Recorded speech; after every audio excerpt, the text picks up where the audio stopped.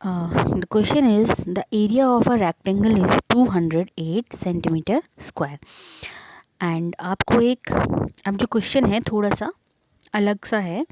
पहले आप क्या करते थे, आपको लेंथ और ब्रेथ दी जाती थी तो आप रेक्टेंगल का एरिया फाइंड आउट करते थे।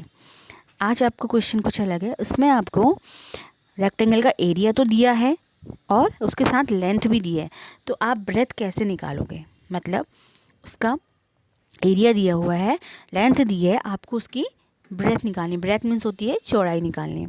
तो देखिए, सबसे पहले यहाँ पे एक रेक्टेंगल है जिसकी लेंथ आपको दी है 16, ठीक है। आपको इसकी ब्रेथ निकालनी है, चौड़ाई निकालनी है और आपको एरिया दिया हुआ है।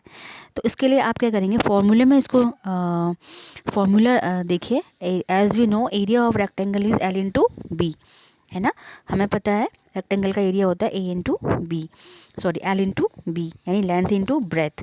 तो एरिया तो हमें दिया हुआ है 208, तो हम क्या करेंगे, यहाँ पे एरिया की जगह हम ये लिख देंगे, ठीक है, इक्वल टू लेंथ। लेंथ कितनी है, length is given and area is also given. तो एरिया हमने लिख लिया 208 एंड लेंथ हमने लिख ली 16 और ब्रेथ हमको नहीं दी है, ठीक है। तो ब्रेथ हम इसको बी लिखेंगे। क्लियर। नाउ अब हम इसको ऐसे भी लिख सकते हैं, है ना।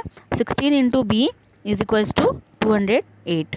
16 L हो गई, 16 क्या हो गया, लेंथ हो गई, इंटू ब्रेथ हमें निकालनी है एंड एरिया ये हो गया, ठीक है। तो अब ये एक इक्वेशन बन गई है, ठीक है। अब देखिए, कभी भी जब हम इस तरीके की इक्वेशंस को सॉल्व करते हैं इस तरीके से, तो अगर इक्वल टू के लेफ़्ट साइड में या इक्वल टू के एक तरफ अगर कोई चीज़ यहाँ पे मल्टीप्लाई हो रही है, तो उसको हम b की वैल्यू निकालने के लिए हम इसको इधर लाएंगे, है ना। यहाँ पे लिखा था 16 into B is equals to 208, ठीक है। यहाँ तक समझ में आ गया होगा। तो अब हमें b की वैल्यू निकालनी है, b यानी ब्रेथ निकालनी है। तो हमने b लिखा, ठीक है। तो जो ये 16 है यहाँ पे मल्टीप्लाई हो रहा है, तो इक्वल टू के इस तरफ आने पे ये डिवाइड हो जाएगा।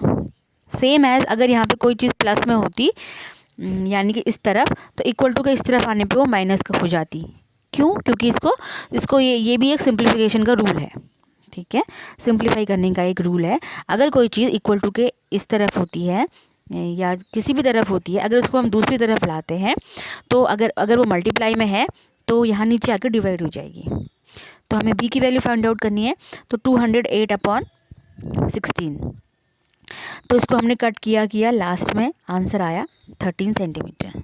ओके, पहले इस क्वेश्चन को सॉल्व करिए, उसके बाद मुझे बताइए आपको समझ में आया या नहीं। क्लियर।